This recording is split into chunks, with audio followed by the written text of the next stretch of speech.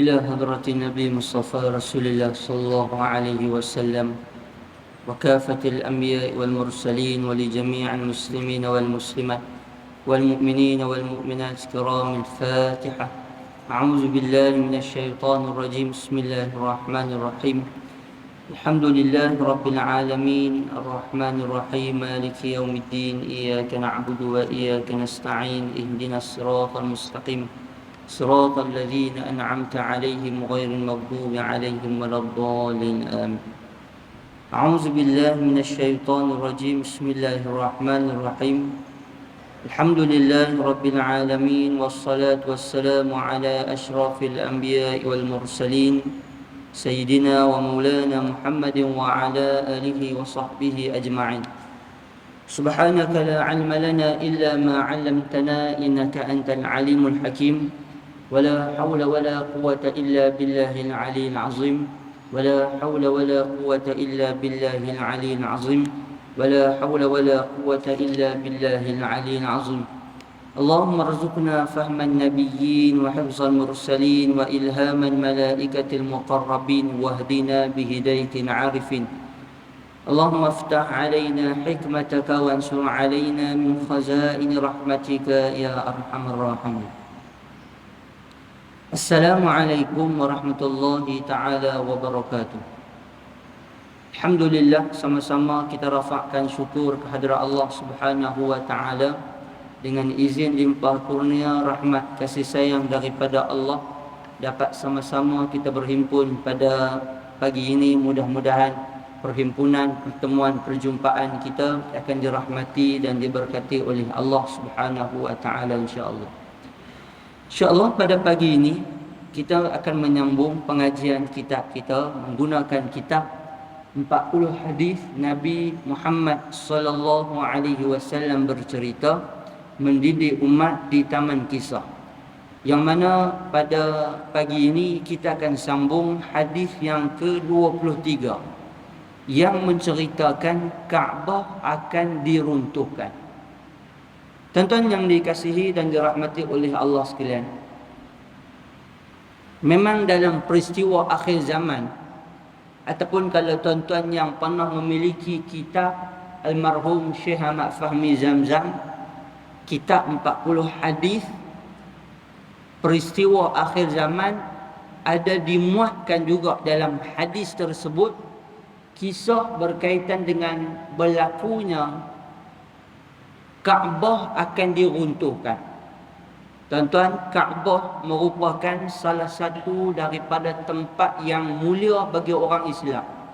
Selain daripada Madinah, selain daripada Baitul Maqdis yang sekarang ni menjadi pertindihan tuntutan, Kaabah juga nanti bila sampai masa dia, wallahu a'lam, bila sampai masa dia, waktu dan ketika dia, Kaabah itu sendiri akan diruntuhkan. Jadi sebelum kita nak cerita tentang Kaabah diruntuhkan, saya sebutkan kepada tuan-tuan kemarin bahawa kisah tentang pembinaan Kaabah ini dia mempunyai satu sejarah yang cukup panjang. Bagaimana dalam kitab-kitab disebutkan kisah-kisah ataupun cerita berkaitan dengan bagaimana proses berlakunya pembinaan Kaabah itu sendiri. Jadi pagi ini saya nak bawa tuan-tuan secara ringkas sejarah tentang pembinaan Kaabah dan juga sejarah tentang beberapa kali berlakunya peruntuhan Kaabah, sama ada dengan cara Kaabah itu diserang ataupun dengan cara Kaabah itu nak diruntuhkan memang dengan sengaja. Kalau diserang tu sengaja lah juga, tapi diserang. Adapun yang satu lagi sengaja ni bukan cara diserang, tapi memang sengaja nak diruntuhkan kerana berlakunya beberapa perkara. Baik, tuan-tuan, saya merujuk kepada satu buku yang memang lama saya guna pakai, iaitu buku yang ditulis oleh Dr. Abdul Basit, Dr. Abdul Basit Abdul Rahman, ataupun nama pena dia Abu Anas Madani. Dia ni Dr. Abdul Basit Abdul Rahman ini salah seorang Pelajar yang dulunya dia belajar di Madinah, BA di Madinah, Master di Madinah, PhD di Madinah.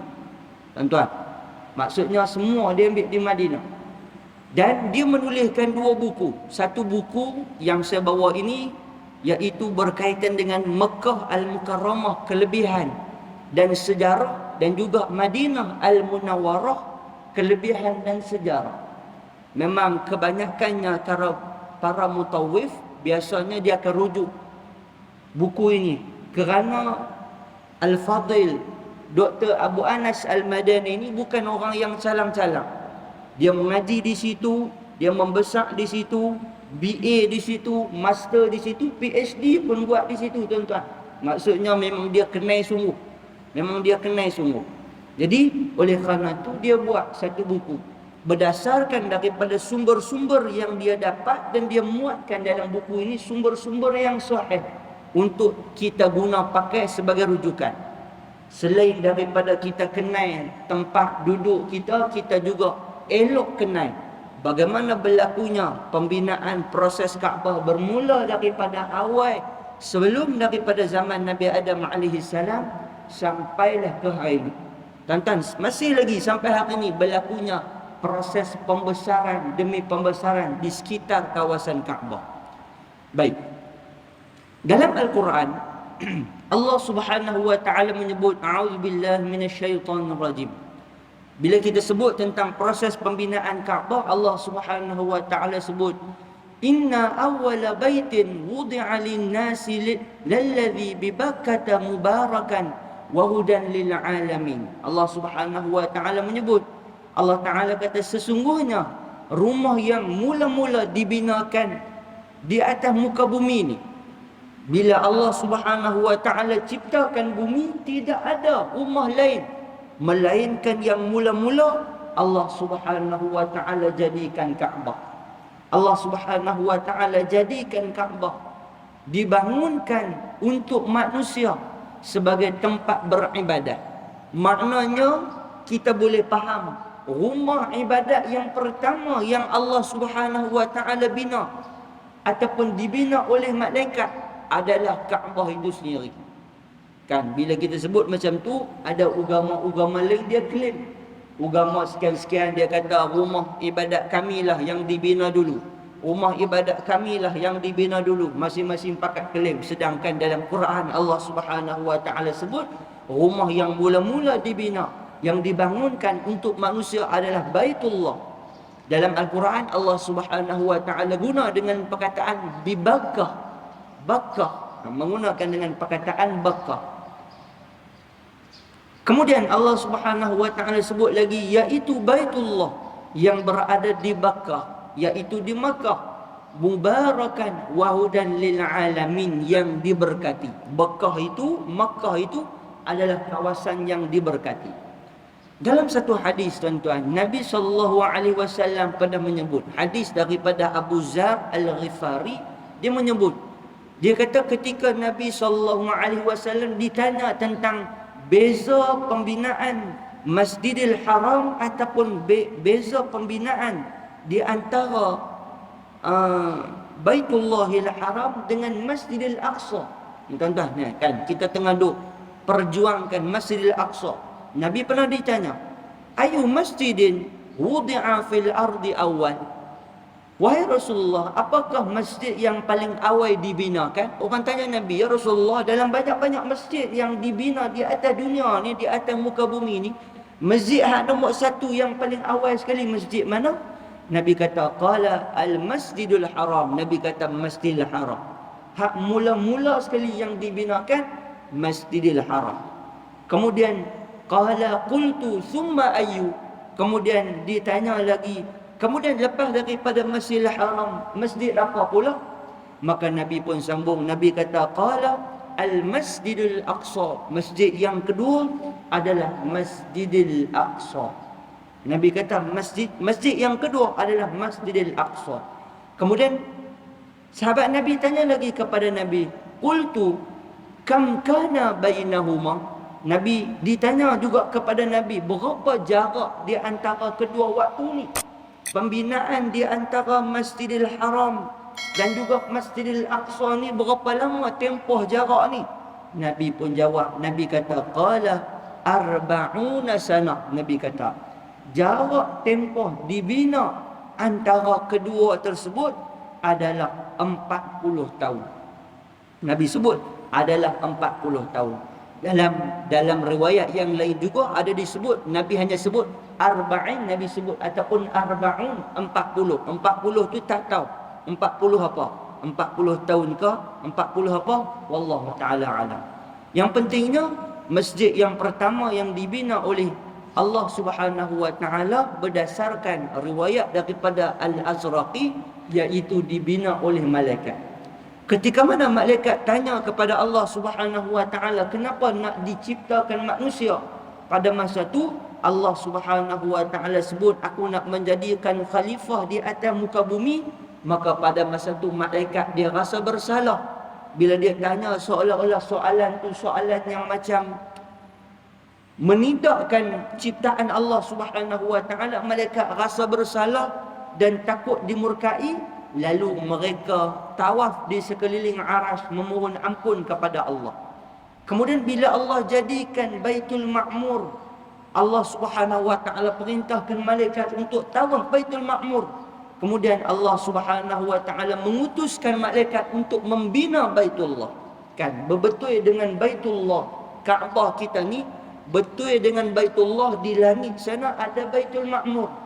Asalnya malaikat tawaf di sana. Kemudian Allah Ta'ala perintahkan malaikat, kamu bina Baitullah di bumi dan kamu turunlah untuk menunaikan ataupun tawaf di muka bumi. Jadi kerana itulah pembinaan pertama, pembinaan yang dilakukan oleh malaikat.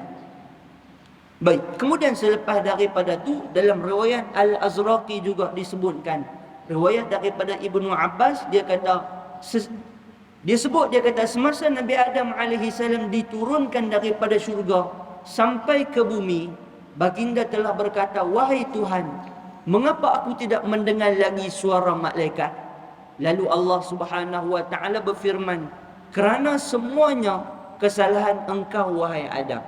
Bila Nabi Adam diturunkan daripada syurga mai ke dunia, Nabi Adam tanya, apa sebab tak dengar dah ni suara malaikat? Maka selepas daripada tu Allah Ta'ala kata, wahai Adam, tak dengar suara malaikat ni pasal kamu dah turun dah ke dunia.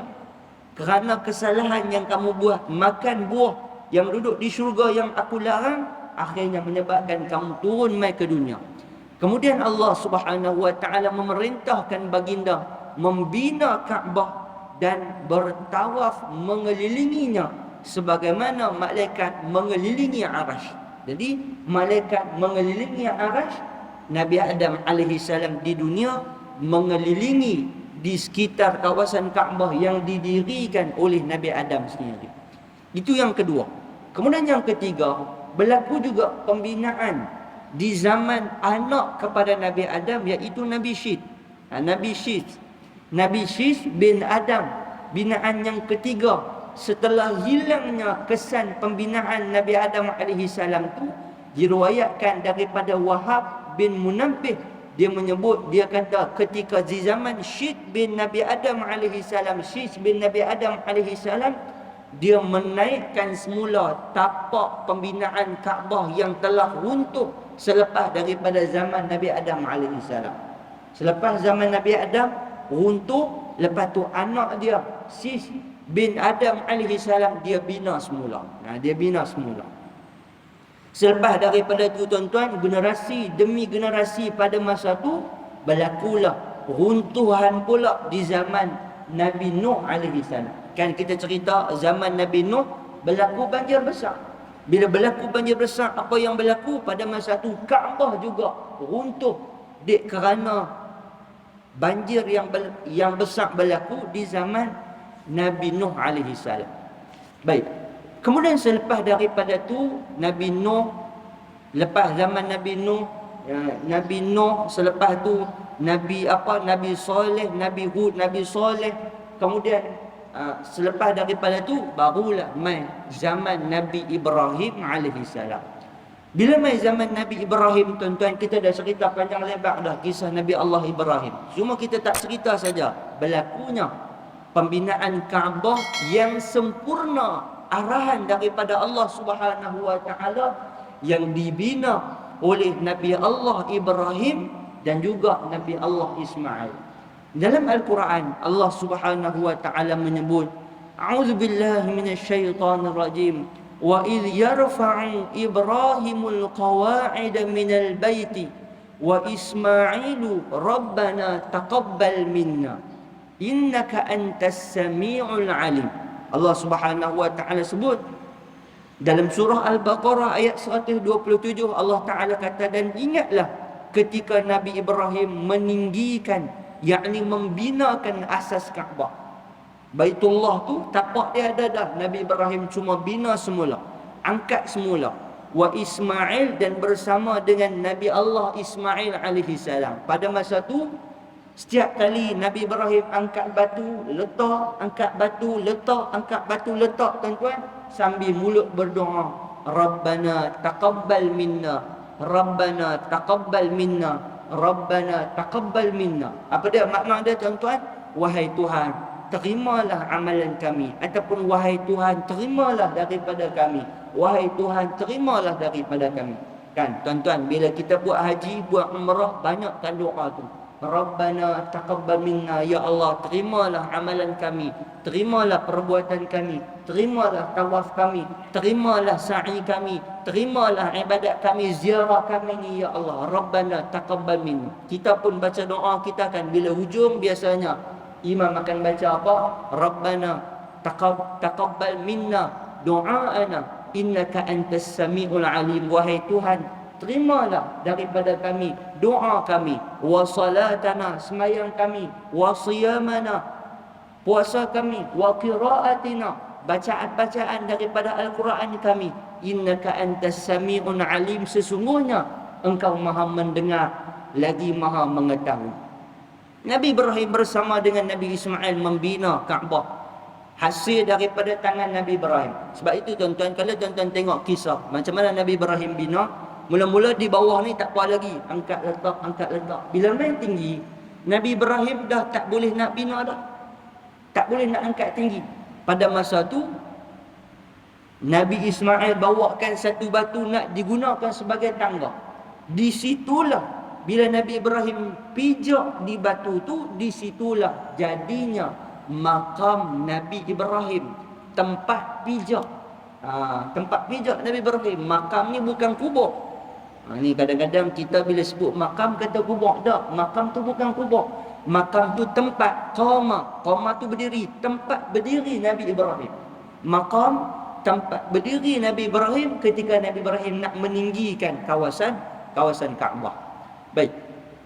Kemudian tuan-tuan, selepas daripada tu Nabi Ibrahim, setelah Nabi Ibrahim bina Kaabah, Allah Subhanahu wa taala perintah Nabi Ibrahim untuk memanggil wudi'a linnas, memanggil orang-orang ramai. Nabi Ibrahim kata, macam mana nak panggil?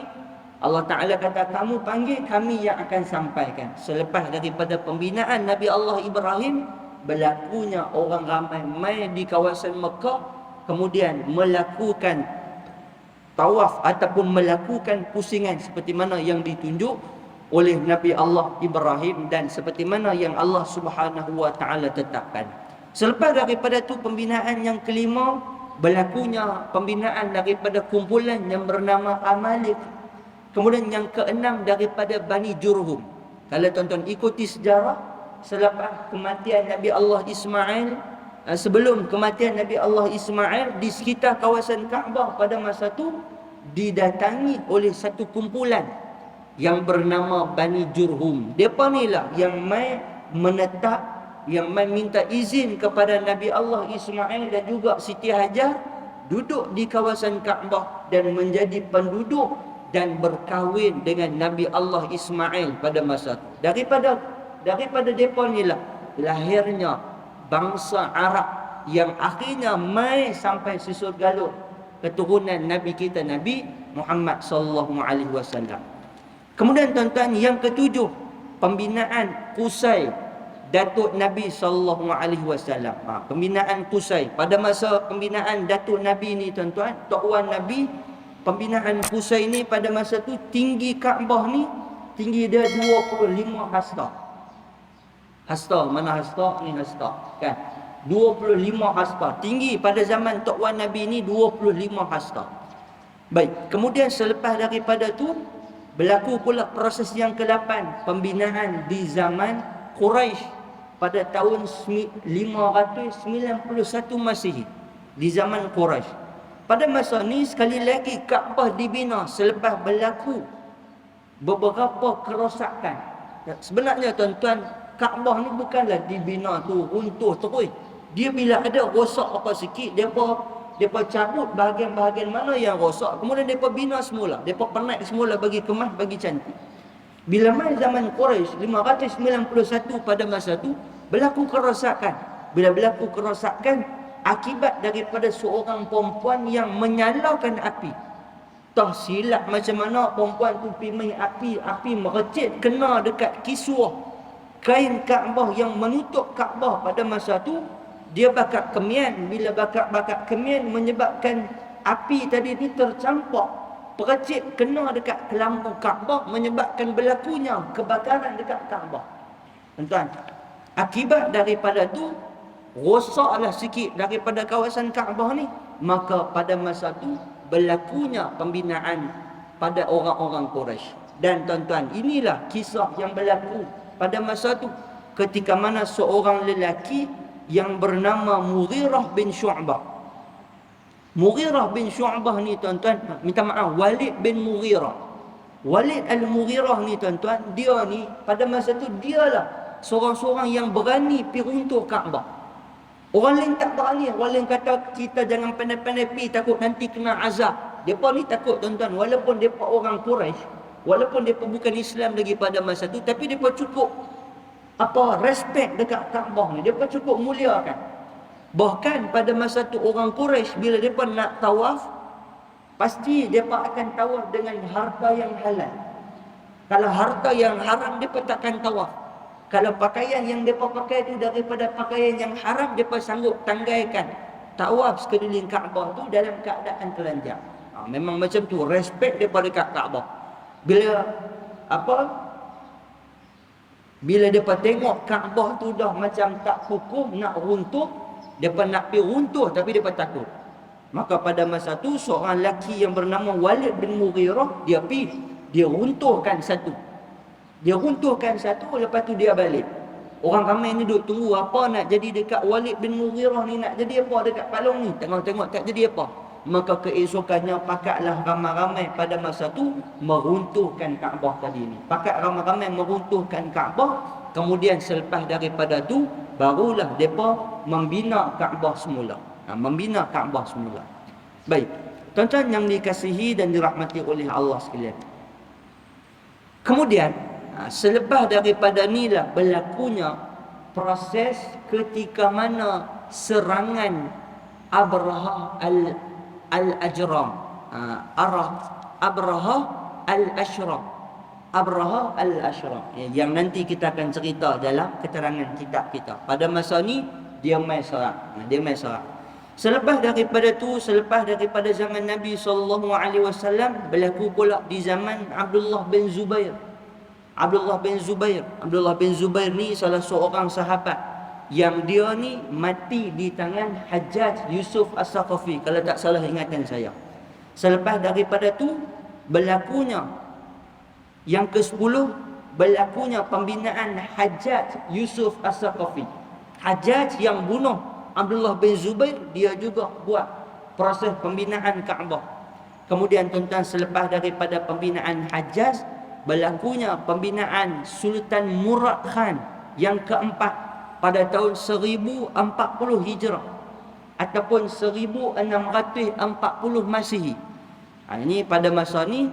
Selepas daripada tu yang ke-12 barulah berlaku pembinaan Arab Saudi, bermula daripada Raja Saud bin Abdul Aziz sampailah kepada hari ini. Start daripada Raja Saud, lepas daripada tu sampailah ke hari ini tuan-tuan, berlakunya proses pembesaran di sekitar kawasan keliling Kaabah. Kan kawasan keliling Kaabah tu masih lagi berlaku, kawasan berlakunya pembesaran demi pembesaran. Kalau tuan-tuan pi, lah ni ada kawasan masjid baru. Bukan masjid baru tu masjid baru orang buat jemaah baru, tapi dia sambung di sekitar kawasan dengan Baitullah ataupun sekitar kawasan Masjidil Haram. Baik. Jadi tuan-tuan, secara ringkasnya saya nak sebut dekat tuan-tuan, yang kata Kaabah ini sebenarnya memang berlakunya pembinaan dan juga runtuhan sama ada dengan sengaja ataupun dengan cara tidak sengaja. Dan di akhir zaman nanti, macam hadis yang kita akan baca ini, akan berlakunya proses peruntuhan Kaabah yang memang betul-betul akan runtuh pada masa itu. Memang betul-betul akan runtuh dan pada masa itu tidak akan dibina lagi. Runtuh, selepas pada itu tak dibina lagi. Bismillahirrahmanirrahim. An Aisyah radhiyallahu anha qala an-nabiy sallallahu alaihi wasallam yaghzu jayshun al-ka'bah hatta idza kanu bi bayda'ah min al-ardi yukhsafu bi awwalihim wa akhirihim thumma yub'atsuna ala niyyatihim. Daripada Aisyah radhiyallahu anha, Rasulullah sallallahu alaihi wasallam bersabda, kata Nabi sallallahu alaihi wasallam, ada satu pasukan tentera yang hendak meruntuhkan Kaabah. Nabi kata di akhir zaman nanti akan ada kumpulan yang nak meruntuhkan Kaabah. Sehingga apabila mereka sampai di satu tempat yang bernama Baidah, Allahu alam Baidah di mana, sampai satu tempat yang bernama Baidah, ditenggelamkan bi awwalihi wa akhirihi, ditenggelamkan orang yang paling awal yang bersama dengan tentera tadi, sampailah orang yang paling hujung yang bersama dengan tentera.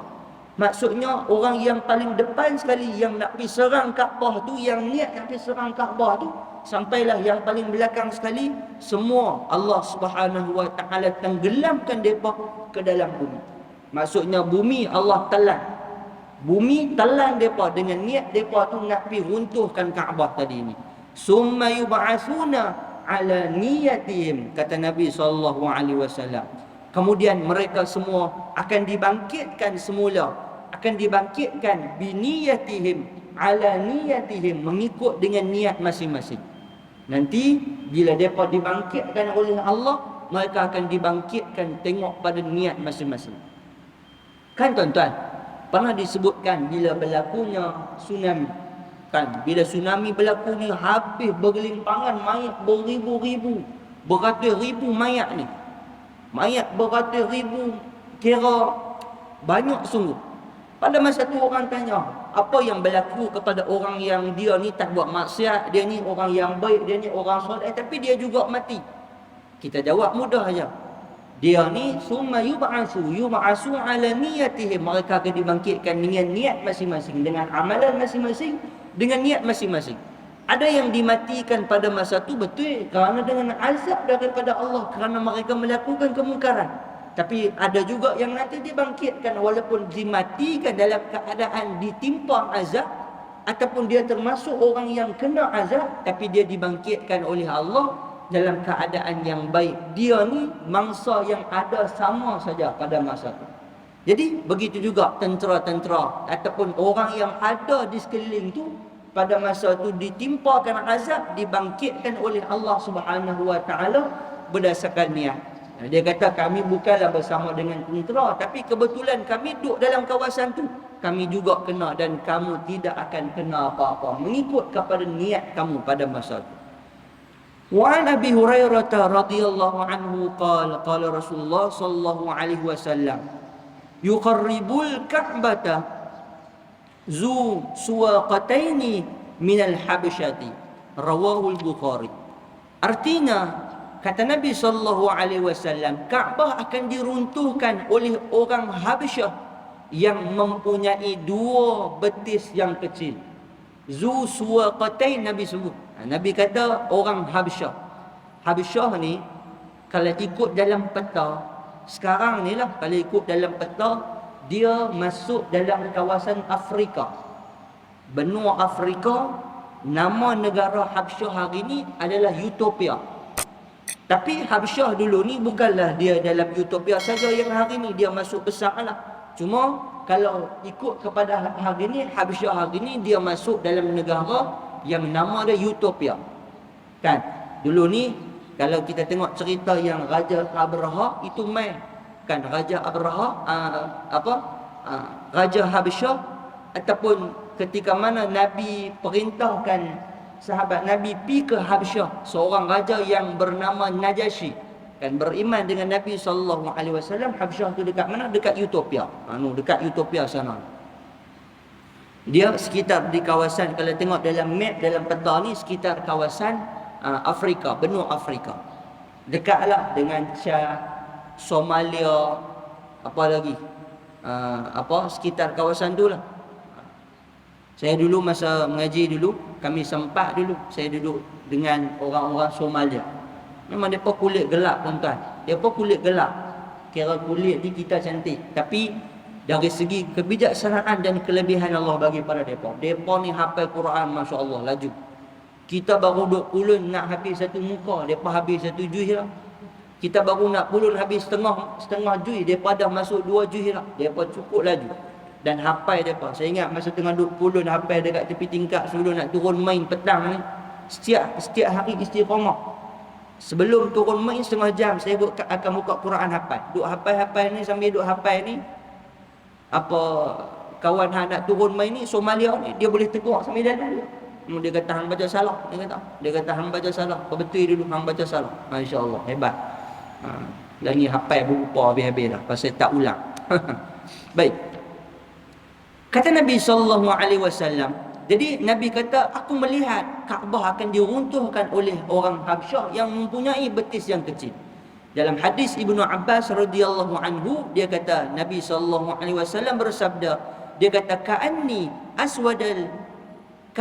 aswada afhaja yaqlaqa hajaran. Kata Nabi, seakan-akan aku sedang melihat orang kulit hitam yang 2 betisnya berjauhan sedang meruntuhkan Kaabah dengan membuang batu satu demi satu. Nabi kata, aku seolah-olah nampak orang kulit hitam angkat batu Kaabah tu, buang satu macam tu. Satu-satu macam tu. Baik. Keterangan hadis.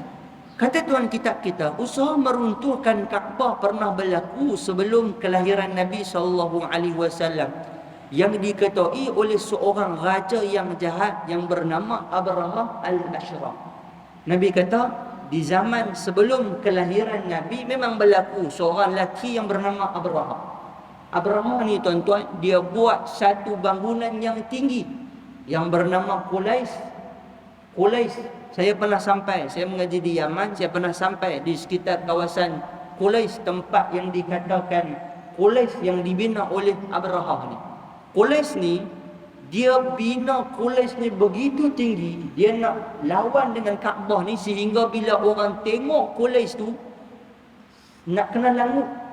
Tengok tu nak kena langut, sampai kalau pakai kopiah longgak ni kita kata terbuang kopiah dia tu, ataupun kira terpelanting kopiah dia. Punya tinggi nak kena langut tu, sampai kita kata sampai kopiah kita ni terkeluar, sampai serban kita tu keluar. Sampai macam tu. Qulais sekarang ni tak ada apa dah melainkan tinggal tapak dan dijadikan tempat pelukusan sampah. Saya cuba tuan-tuan, bila kami sampai di situ, kami tanya sekitar orang kawasan Babul Yaman tu, masuk, kemudian kami tanya di mana tapak polis, dia kata di sini. Kami pun tengok ada apa, dia ada pagar, lepas tu dalam pagar tu penuh sampah. Bila kami suar kepala panjat tengok, betul memang tak ada apa dah, pula tinggal batu ubah sikit, tak ada dah, memang tinggal tapak semata-mata. Kaabah al-Ashraf, Abraha al-Ashraf ini tuan-tuan, dia ni nak main serang Kaabah. Bila dia tak puas hati dengan Kaabah, bila ada orang Arab yang pi dekat kawasan Qulais tu, jadikan di situ sebagai tempat kencing, tempat buang najis.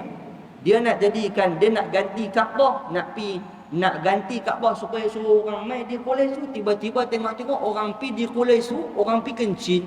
Dia punya marah, dia hantar tentera. Dia bersama dengan tentera bergajah dia. Bersama dengan tentera bergajah. Kan kita baca dalam surah Al-Fil, Alam tara kaifa fa'ala rabbuka bi ashabil fil. Kan cerita pasal Abraha lah tu, cerita pasal Abraha. Bila dia bawa tuan-tuan gajah dia ni tak mau ikut kata dia. Bila sampai dekat simpang 3 lah katakan, ke kanan pergi ke Kaabah, ke kiri pergi ke kampung tempat lain. Kaabah tu nak apa?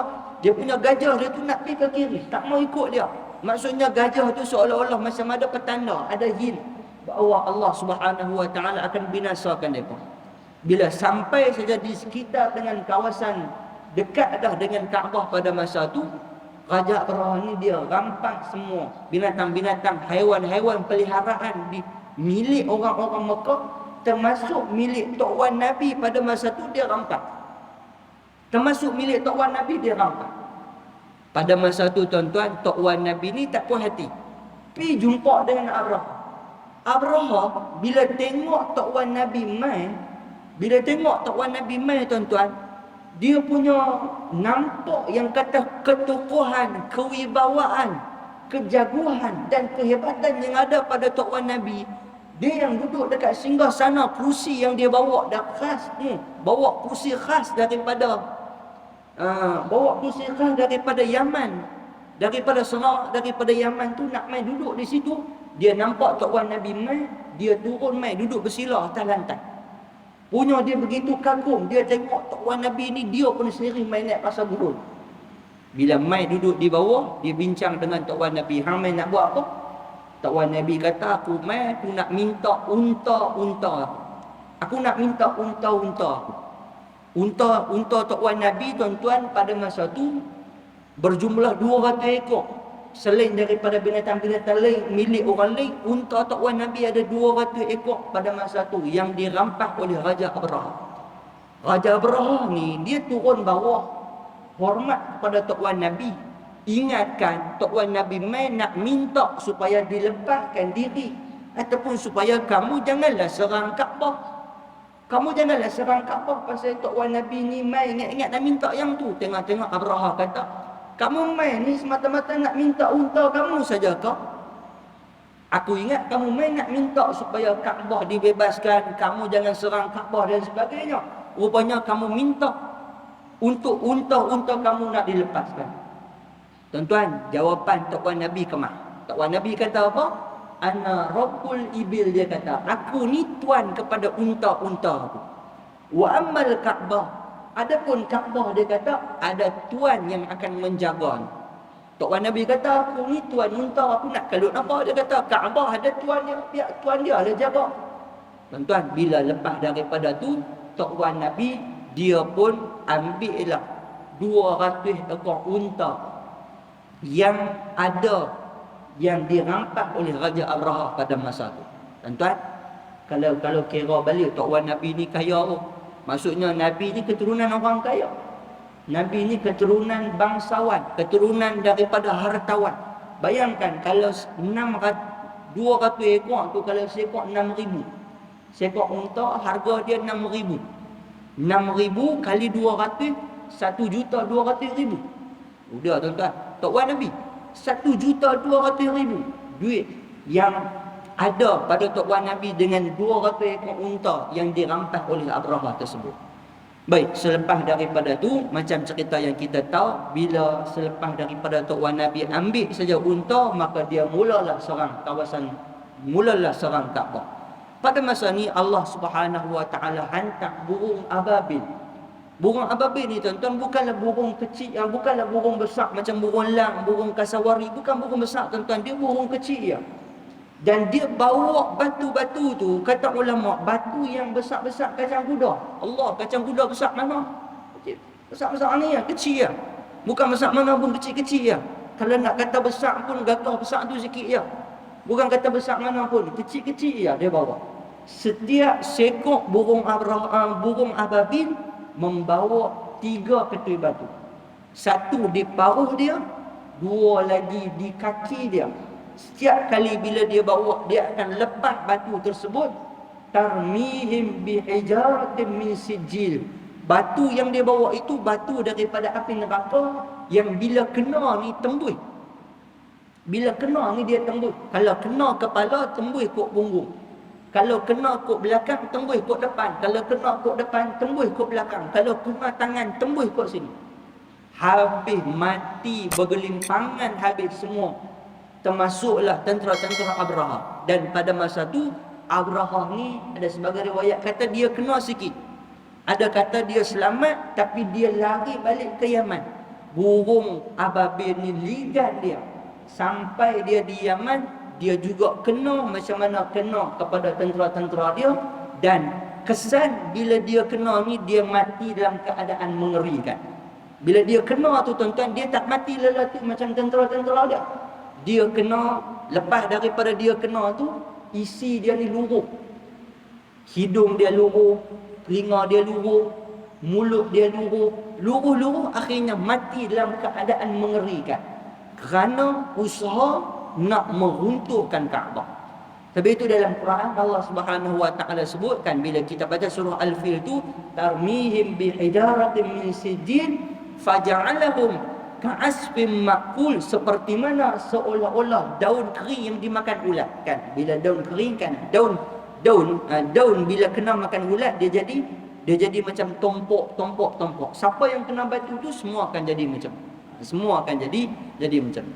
Itu yang berlaku ketika mana sebelum daripada kelahiran zaman Nabi sallallahu alaihi wasallam. Baik, kita skip, kita sambung masuk perenggan yang kedua. Apabila sudah hampir kiamat tiba, akan ada lagi rancangan untuk meruntuhkan Kaabah dan mereka akan berjaya melakukannya. Nanti tuan-tuan, akhir zaman akan berlaku lagi. Orang yang nak runtuhkan Kaabah ni berjaya meruntuhkan Kaabah. Mereka akan berjaya runtuhkan Kaabah. Ketika itu Allah Subhanahu wa taala tidak lagi menahan Kaabah dari tangan-tangan jahat mereka. Masa tu Allah tak tahan dah, Allah tak bantu dah. Kaabah memang betul akan diruntuhkan. Sifat mereka telah diperjelaskan oleh Nabi sallallahu alaihi wasallam, iaitu golongan Habsyah yang berbetis kecil. Ada juga riwayat yang menyebut bahawa mereka ini berkepala botak dan memiliki telinga yang kecil. Dalam sebagai riwayat yang lain disebutkan mereka ni kepala mereka botak dan telinga ni halus, telinga kecil. Betis kecil, kepala botak, telinga halus. Peristiwa ini akan berlaku apabila maksiat berleluasa dan tidak ada lagi manusia menyebut nama Allah. Pada masa tu tuan-tuan, dunia pada masa tu dah terlampau tenang sangat-sangatnya dengan maksiat yang berleluasa, dan orang dah tak sebut zikrullah, tak sebut nama Allah, maka berlakulah peruntuhan Kaabah yang disebutkan oleh Nabi tadi. Ia akan berlaku apabila manusia sudah tidak mahu bertawaf mengelilingi Kaabah. Pada masa tu tuan-tuan, orang dah tak mahu dah pusing Kaabah. Tuan-tuan, orang dah tak mahu pusing Kaabah. Hari ni tuan-tuan, macam-macam benda, macam-macam teori keluar hari ni. Istana tu lah, pembinaan ni, macam-macam. Saya tak mahu kupas bab tu sebab dia ada banyak kontroversi tuan-tuan. Cuma tuan-tuan tengoklah daripada semasa ke semasa ni, macam-macam yang berlaku yang kita sendiri pun kadang-kadang takut tengok. Allahu Rabbi, kita takut tengok. Kita tak tahu sejauh mana kesahihan tentang kisah-kisah yang kita baca, tentang riwayat-riwayat yang disebut oleh orang ramai ni. Tapi apa yang kita boleh tahu bahawa akhir zaman ni bila berlaku maksiat berleluasa, Kaabah akan ditinggalkan. Orang takkan pusing lagi Kaabah macam mana ramainya orang lah ni mengelilingi Kaabah. Seperti mana Al-Quran juga akan diangkat ke langit apabila seluruh manusia tidak membaca, tidak mempedulinya lagi. Oleh itu, marilah kita membaca Al-Quran dan berdoa semoga Kaabah terus berada dalam jagaan Allah Subhanahu wa taala. Allah Subhanahu wa taala berfirman dalam surah Al-Ankabut ayat 67, awalam yarau anna ja'alna haraman aminan wa yataqaffafu an-nasu fi haulihim. Tidaklah mereka memperhatikan kami telah menjadikan tanah haram suci, kami telah menjadikan tanah suci yang aman. Padahal manusia di sekelilingnya saling merompak. Mereka masih percaya kepada kebatilan. Afabil batili yu'minuna wa bi ni'matillahi yukfarun. Ni Allah Subhanahu wa taala sebut yakfurun. Allah Subhanahu wa taala sebut mereka masih tidak percaya kepada, dan mereka masih percaya kepada kebatilan dan ingkar kepada nikmat daripada Allah Subhanahu wa taala.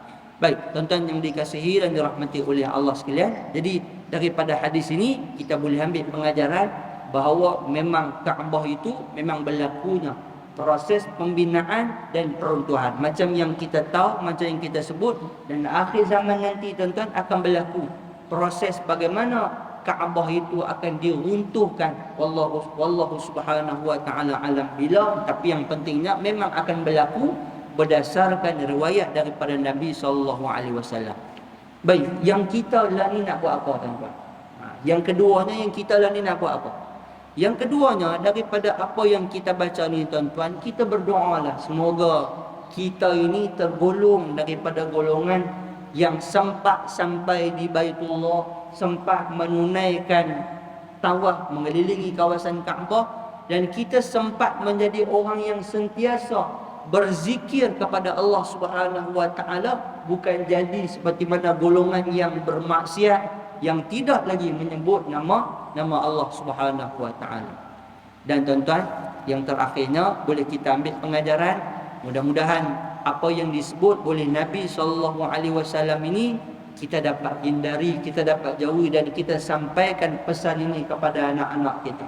Kita sampaikan pesan ini bahawa nanti akan sampai satu masa Kaabah akan diruntuhkan. Mudah-mudahan keturunan kita, keluarga kita, masyarakat kita dapat diselamatkan daripada perkara-perkara tersebut.